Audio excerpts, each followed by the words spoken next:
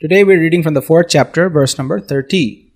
Sarvepyete yagya vido yagya kshapita kalmashaha yagya shrishtamrita bhujo yanti brahma sanatanam. Translation: all these performers who know the meaning of sacrifice become cleansed of sinful reactions, and having tasted the nectar of the results of sacrifice, they advance towards the supreme eternal abode.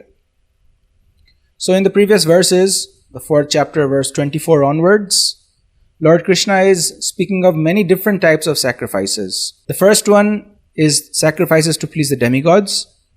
The second one is sacrifice to please the supreme Brahman. Brahman means the energy of the Lord, which is all expansive, all omnipresent, omnipotent. Another type of yagya is the brahmachari yagya, where the brahmachari, he offers his senses into the fire of mental control. That means he doesn't use his senses for sense gratification. And another yagya is the grihastha yagya, where he is allowed to use his senses, but in a very controlled way and for serving the Lord.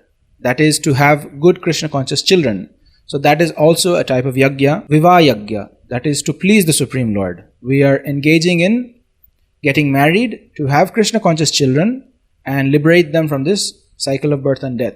So that is very pleasing to the Lord. So this can also be used in that sense. Some others, they offer the mind, the senses and their breath into mental control.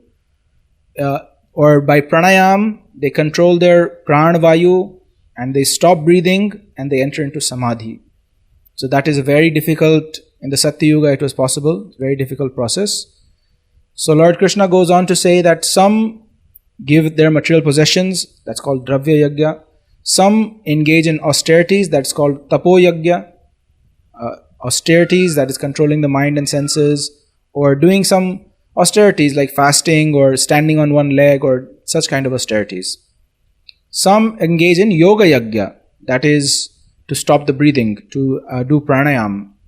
And some engage in jnana yagya. So jnana yagya means study of the Vedas and in this way understanding our constitutional position and engaging in our service of the Lord.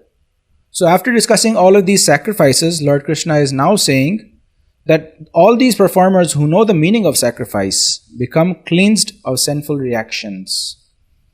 So here we see that all these sacrifices have the same goal, that is to cleanse ourselves from sinful reactions. The basis of sinful reactions is the desire to enjoy independently. Doing actions for my own enjoyment, that is the root of sin.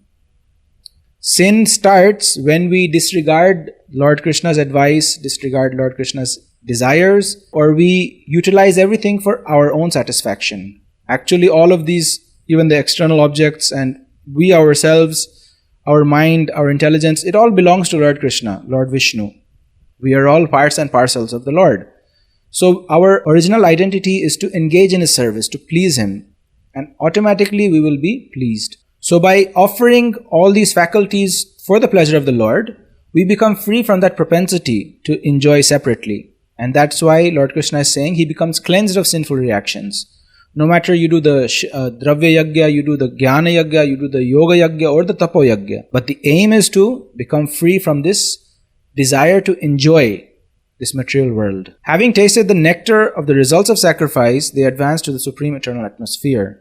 So here, Lord Krishna is indicating that upon doing sacrifice, you get some nectar in return. You get some pleasure. Rather than independently on our own trying to get pleasure, by sacrificing something for the pleasure of Krishna, we get some pleasure in return. We get the taste of nectar. We get the taste of the soul, Atma. The happiness that we're searching for, we get to taste that. We realize that actually real pleasure is in serving the Lord, pleasing the Lord, and we advance on our path either as an impersonal approach to merge into the Supreme Lord, or in a personal approach to serve the Supreme Lord eternally ever after.